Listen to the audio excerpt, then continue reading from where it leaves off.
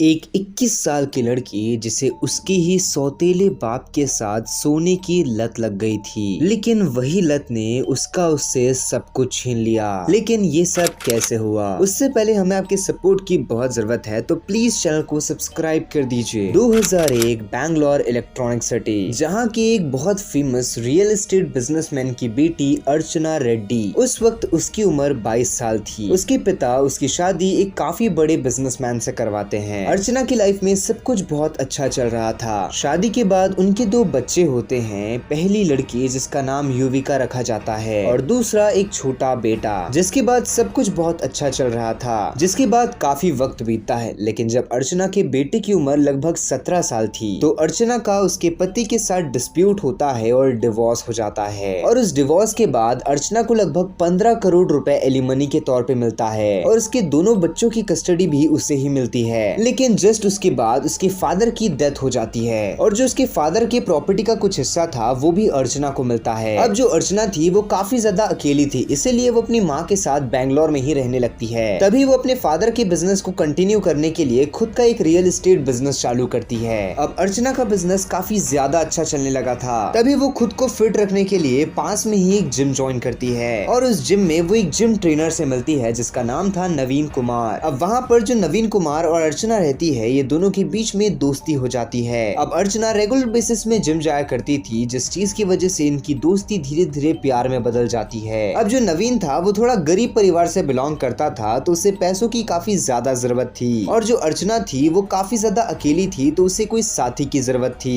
यानी कि ये दोनों एक दूसरे के लिए परफेक्टली फिट थे। इसी चीज की वजह से ये दोनों रिलेशनशिप में आते हैं और ये रेगुलरली फिजिकल रिलेशनशिप बनाया करते थे। जिसके बाद 2017 के एंड में ये दोनों मंदिर में जाकर के शादी कर लेते हैं। अब जो नवीन रहता है वो कहीं और नहीं बल्कि अर्चना के साथ उसके घर में रहने लगता है। लेकिन तभी कुछ वक्त के बाद अर्चना की माँ भी एक्सपायर हो जाती है और इस वक्त जो अर्चना का अकेलापन था वो नवीन कुमार पूरा करता है। जो अर्चना थी वो नवीन के कई शौक पूरे किया करती थी और उसे काफी ज्यादा पैसा देती थी। तभी 2019 में जो अर्चना थी उसने नवीन के लिए एक जिम ओपन किया था, जिस जिम को नवीन ही मैनेज किया करता था। जिसके बाद सब कुछ बहुत अच्छा चल रहा था। लेकिन 27 दिसंबर 2021 अर्चना अपने बेटे के साथ रात में लॉन्ग ड्राइव के लिए निकलती है एक ड्राइवर को लेकर के। लेकिन तभी बैंगलोर की इलेक्ट्रॉनिक सिटी के मेन हाईवे में 4 लोग उसकी गाड़ी को रोक लेते हैं तकरीबन रात के 2 बजे। वो लोग अर्चना को गाड़ी से बाहर निकाल करके खूब मारते हैं और उसमें उसकी मौत हो जाती है। जिसके बाद उसका बेटा और उसका ड्राइवर दोनों पुलिस स्टेशन जाते हैं। वहाँ जाकर के FIR फाइल होती है। अब जो ये केस था वो कोई नॉर्मल केस नहीं था, बल्कि बैंगलोर की जानी मानी एक रियल एस्टेट व्यापारी अर्चना रेड्डी का केस था। जिसके बाद पुलिस तुरंत एक्शन में आती है। सबसे पहले उस एरिया का CCTV फुटेज चेक किया जाता है। अब वो जो 4 लोग अर्चना को मारने आए थे उन चारों ने हेलमेट पहन रखा था। लेकिन तभी एक CCTV के क्लिप में उसमें से एक व्यक्ति ने अपने हेलमेट को निकाला था। अब जैसे ही वो पर्टिकुलर फोटो अर्चना के बेटे को दिखलाई जाती है तो अर्चना का बेटा उसे पहचान लेता है और वो बताता है कि ये कोई और नहीं बल्कि संतोष है और ये नवीन के जिम में जिम ट्रेनर है। जिसके बाद पुलिस बिना देरी करे सबसे पहले संतोष को अरेस्ट करती है। अब जो संतोष रहता है, जब उससे इंटरोगेशन किया जाता है तो ये बताता है कि उसे ये सारी चीजें नवीन ने करने के लिए कही। जिसके बाद पुलिस बिना देरी करे नवीन कुमार को अरेस्ट करती है। अब यहाँ पर जो नवीन कुमार रहता है वो ये एक्सेप्ट कर लेता है कि हाँ उसने ही अर्चना को मारा है। वो ये बताता है कि उसकी पहले शादी हो चुकी थी, वो उसका दूसरा पति है और उसने अर्चना से शादी इसलिए करी थी क्योंकि अर्चना के पास काफी ज्यादा पैसा था।